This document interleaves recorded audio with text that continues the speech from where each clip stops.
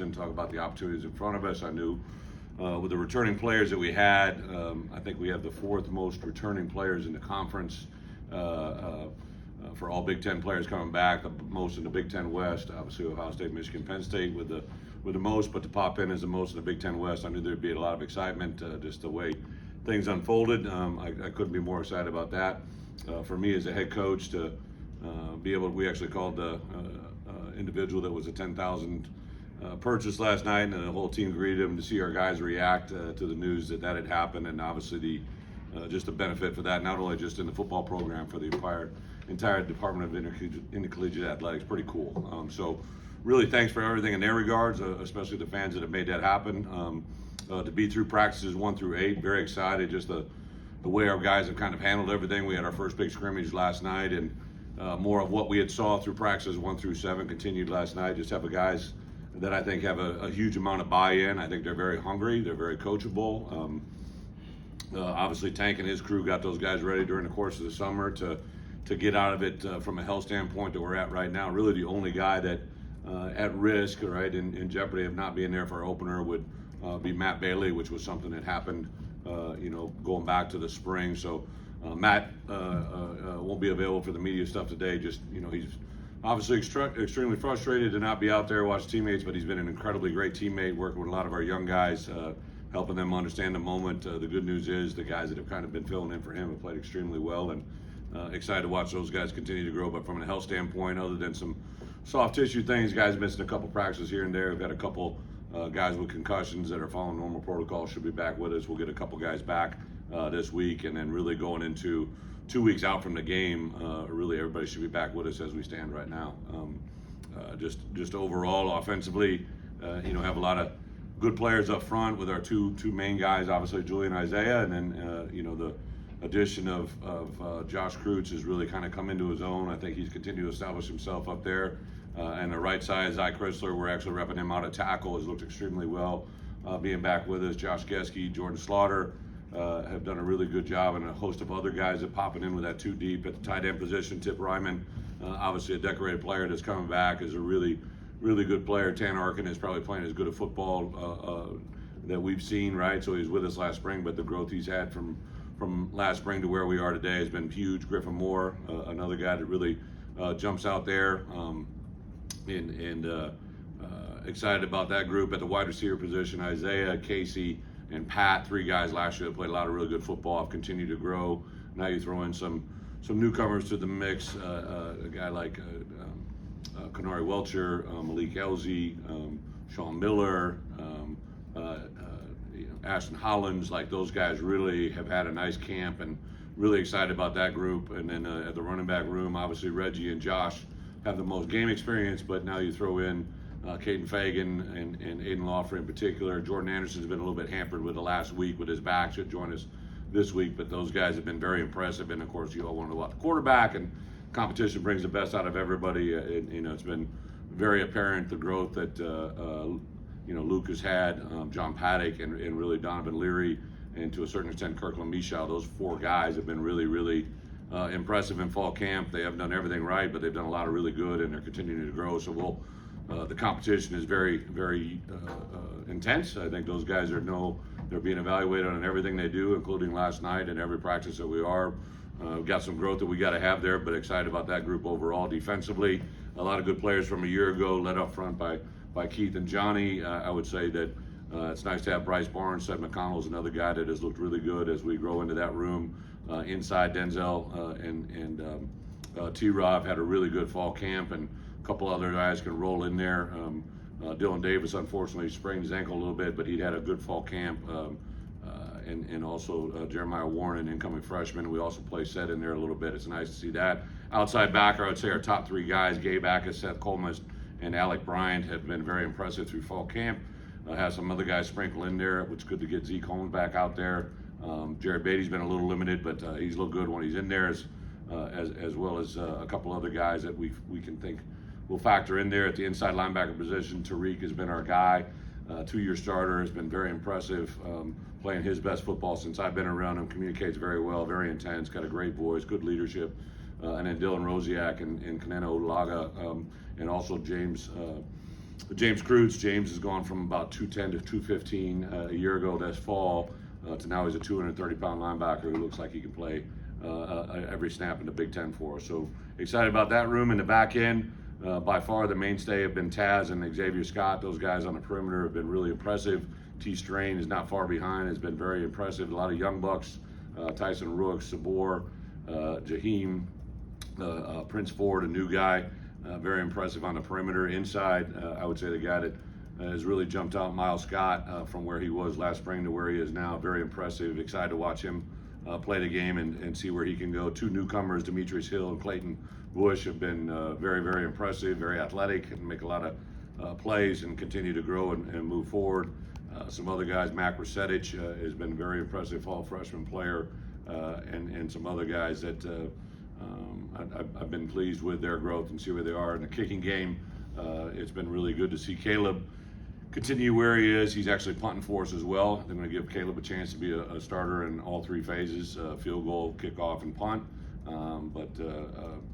Hugh Roberson has continued to be pretty good. Breezy's done a nice job in both games as well. And then obviously the two freshmen, Declan Dooley and David Alano, have been pretty impressive. So that's a little bit of a recap where we're at. I'll open it up for some easy questions. We'll go from there. Coach, Caleb adding punting to the... Yeah, Caleb was last year even really just, where we're at from a punting standpoint, consistency in every game. He began to punt, and then in the spring he was very impressive. And what we've kind of told that whole group, including the long snappers, is the best are going to play, right? And obviously Hugh and Caleb returning as a punter and a kicker, but David and Declan have been very impressive in fall camp. So we're just really charting every play, every opportunity they have. And Caleb's been pretty impressive as a punter and a really strong leg, and I wanted him to be able to maximize his opportunity for the future as well. what were some of the biggest takeaways from the scrimmage in terms of execution, and were the things that you were pleased with? Yeah, I would say, obviously for us offensively, how we run the ball and throw the ball is going to be paramount to our success, and early down is going to be a big part of that. I think we've been able to identify some players that present some matchup issues for us on the perimeter in the throw game. Both Casey and Pat, I think, took their game from a year ago and increased it a little bit. Isaiah's always going to be impressive in the slot, but those two guys in particular on the edge are really impressive targets. I think all four of the quarterbacks have been very tuned into where they are, how they can get them the ball. I'd say the other big takeaway, obviously Reggie and Josh have been very impressive. I think they've both kind of grown from where they were a year ago, but you throw a Caden Fagan and Aiden Lawfrey. Aiden took one last night, a little inside zone that he took to the house. He's just a very explosive player that can turn him over, and Caden Fagan is a very impressive athlete, big boy that can run, that's very serious, very competitive. He's also great as left guard on punt, really good in the back end and kickoff return, just very impressed. Our freshman class in general has been very impressive overall. Bret, you added several JUCOs to the roster this offseason. What have you seen in that market where you guys felt like you want to attack that, and what can they bring? Yeah, it's a great question. So if you go back to our after the first year was completing, wrapping up, obviously we decided to make headlines with a comment that I made about offensive line, where we need to go, what we need to do, and we added Zai and Isaiah Adams, who have been mainstays in our second year.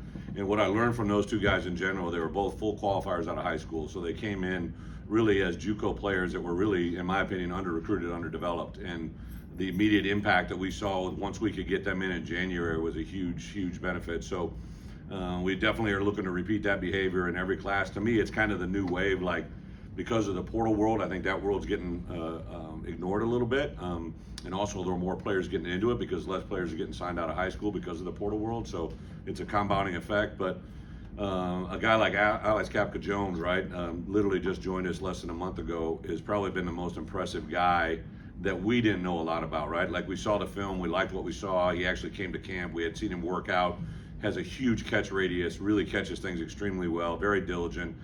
Him in Gio's room has been pretty impressive. So, and then Prince Ford, who was a guy that was really, again, probably an under-recruited player, a little bit off the radar. We actually found him through social media, to be quite honest, one of our recruiting personnel guys. I think Drake was the first to find him, and we just did his diligence, and we got to where we are. I do believe Des Schuster, when he gets back with us, could, but he's not going to probably be cleared here for the next test he has coming up about 3 weeks from now, and hopefully we'll get him back out there. But yeah, that's been a market that's been really good for us. Coach, you said in relation to the QBs that competition brings out the best in people. How would you describe the current state of the QB competition? Well, kind of like what I said, Luke Altmaier has made the progress from where he was last spring. John Paddock has gotten better. Donovan Leary has gotten better. And Kirkland Michow, those 4 guys are taking all the reps with the 1 and 2s. They continue to be very impressive. I think they have moments where they feel really, really good and areas that they need to improve on. And those 4 guys are continuing to work as best they can. You've had seasons where you've used several running backs at high volume. Yeah. What kind of buy-in is required from those guys to maybe understand the divided carry? Yeah, again, the greatest examples are history, right? And I've kind of really, literally said there was a point where a social media post came out about a team that I coached in the past, and it showed a Big Ten championship game that featured a lot of really explosive plays in the running back room, and I shared with that room, right? Like there was 4 guys that year. 3 of them had gained 1,000 yards. 1 had gained, I think Monty Grew gained 998. So we almost had 3 1,000-yard rushers. And the reason they were all successful is just the relief that it showed, right? And Reggie and Josh are both unique style runners in what they do. I'd say Caden obviously is an early down freshman back, fits a certain niche. And then Aiden, who can literally play all downs, can be used as a receiver. He kind of comes in as a change of pace back. So those 4 guys in particular, and when we get Jordan Anderson back in the mix, I think they're all very just a unique skill set. And as coaches, we got to maximize what they do best and show them that the best thing they can do is help the team win, and they'll get rewarded because of it. Bret, because of the success you've had at center and getting those guys to the league, is there anything out of Croods that you've seen that is comparable to the guys that you've had before? Well, it's obviously easy to point out, right? But Josh has been raised to be, from literally, I'm sure, a very early age when his father gave him, input on that position. He just instinctively got some really good things. He's a great communicator. That center, he's a quarterback of the offensive line, and I would tell you, even be a great question to ask Julian and Isaiah, 2 guys that have played with, in Julian's case, he's played with 2 centers that have been drafted. Where do you see Josh? Josh is early in his career, but he's extremely intelligent, really high football IQ, plays extremely hard. Somebody hit and ran him the other day, his car when he wasn't there, right? And he was going to be late to practice. I'll let him share the story. But my first instinct was we need to call him and calm him down because he literally might put hands on people, whoever, he's a very aggressive person and great restraint and demeanor, but that's just how he's wired, right? He's a very intense, competitive kid, plays really good balance. When he sets and anchors his feet, he's really, really strong and impactful. Just really been impressed with him overall. Coach, you talked about your comment a couple years ago about the line, and you've been around championship Big Ten teams. Your offensive and defensive line, you feel like championship caliber? They feel like good football players, right? Well, we're going to take one game at a time. We're concentrating on camp, and we'll get ready for Toledo, and all of our focus is on that. I think anytime you try to jump to the end of the line, not only as a team but within a position group, we have 2 players in Julian Pearl and Isaiah Adams, who in my coaching career are literally 2 of the better guys I've ever had at that position. And obviously, I just talked about Josh. Whoever ends up being that right guard, right tackle tandem, I think we have a good idea who it is. I think I'm extremely blessed to have Bart Miller as our O-line coach and Barry Lundy as our OC. I think they understand and appreciate what we do in that position. So they have the making of being a very good offensive line. How they fare in a championship world depends on a lot more than just them. But what's Matt's injury? How's that impact that safety? Matt Bailey? Yeah. Matt, going back to last winter, I think it was actually it wasn't in a workout. He was in post-practice or a post-workout just doing some routes and unfortunately had a foot injury that required surgery. This summer was progressing, but then had some regression, and we're just being overly cautious. I want Matt Bailey as soon as possible, but one of the things that I always say as coaches, and obviously our medical people are unbelievable. We have to not only just think about the immediate point of him returning, but his future. And it's been my experience with foot injuries in particular, right? Those are ones that you can't rush back, you can't hurry. Not that you have that with any injury, but you have to be overly cautious. So we've literally reached out to Nike. We're getting the best footwork available. A lot of times with a foot injury, sometimes it can involve, not just the foot that was injured, but there's mirror foot on the other side. So we're just checking all the boxes, taking it as slow as we can without setting it back, and just trying to be really appreciative of what he can be. To force those transfers to obviously step up. I mean, what's that? Yeah, the good news is, obviously Matt got a lot of reps. One thing I'm not really concerned about is when Matt does get back, which literally he's on a progression now that really how he returns or when he comes back is greatly based off of how well he responds to his progression and his workload. He literally became weight bearing, right, and is starting to do more this week than he did last week, and vice versa. We got more. I just met with the JB and the crew this morning about what he's going to do this week, which is more than last week. Because he had so many reps and played in every game and started in the bowl game, I'm not really worried about that cycle as much of getting him into the rotation as I might have been if he had not played last year. But yeah, Clayton Bush, very impressive. He's very athletic. He's got a great ball sense. He's actually a pretty good punt returner. He's got really good ball skills. Demetrius Hill, again, really a high intense football IQ. Played a lot of football a year ago. Both of them have played a lot of football at respective programs they came from. I would do anything to have literally those guys from their freshman year to be where they are right now, because I think we could really turn them into something even more special than this year ahead of them.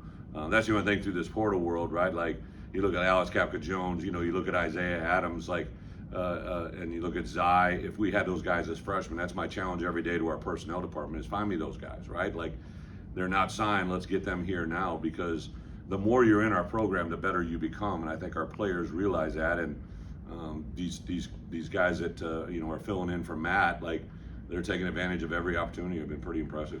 Coach, let's talk about how Aaron Henry has taken on defensive coordinating in his first game. Aaron's, you guys know the story. I've been super impressed with Aaron since he got here. I knew him as a player, I knew him as a young coach, but 3 years ago when we started this thing up, I can't say at that time I'm like, okay, this is my next coordinator, but as this last year unfolded, I knew Walt, that 2 years ago he had a couple opportunities. This year, there were some opportunities that came for him as a head coach he didn't get, and I was preparing for that moment. I had no idea, obviously, that Purdue was going to happen as late as it did, but the part that I knew as soon as that happened was this was the guy. And since he's taken over, just been super impressed. His work ethic, his demeanor, his communication skills.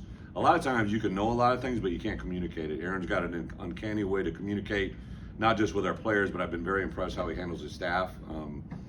Obviously, him and Antonio played together, so unique there. Him and JMO played together. Him and Andy Boo have known each other. Charlie Bowen new to the mix. I think Aaron would be the first to tell you how that defensive staff has bonded together and coached, and the way they're playing right now defensively is pretty impressive. Very excited where it's at. Aaron, on top of that, I can't even imagine juggling having two new baby girls at the same time in the middle of camp. So just a very impressive young coach, and the great news is he literally gets better every day. Fred, Dark Angelo was so critical to you guys last year. As what is? Dark Angelo was so critical to you guys last year, and it seems like Andy's pretty confident that Rosie and KO can really replicate that kind of production. Yeah, Dark was a tremendous player, not just on defense, but a really good player for us on special teams. I don't think he started the game until Michigan.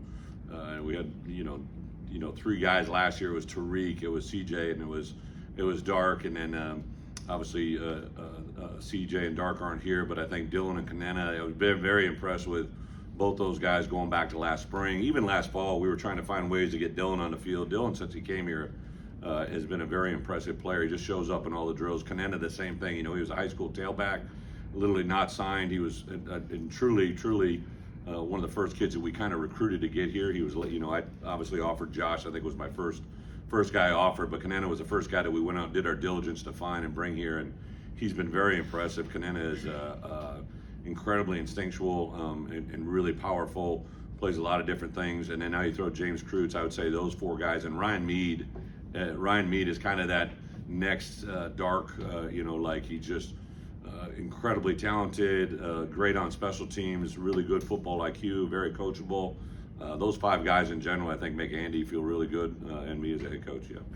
What are your expectations for Elsie? What's that? For Malik Elsie, what do you expect for him? Yeah, so Malik has been, again, since he came here, been pretty impressive. I tell this, Caden Vega is number 3, and the first day of practice, you're getting used to new jersey numbers, new faces, and I was on the other end of the field, about 50 yards away, and we have a period at the beginning of practice where the guys are catching kicks and punts, and I saw somebody catch a kick and take off running, and I thought it was Caden, right? I saw the top of the number, I didn't look, and I'm like, okay, Caden's back catching kicks, right? Like, I didn't realize that, and then I got up and I saw Caden was to my right, in a run back thing, and I looked, and it was Malik Elsey, right? And I'm not saying Malik's the same size as Caden, but he's not that far off. Malik is a very big, very athletic, very fast. I would say through 8 practices, I've been very impressed with the way he catches the ball. There is no lack of confidence in him. He's a guy that believes in his abilities and what they are, and I think he's probably shown his teammates there's a reason for that.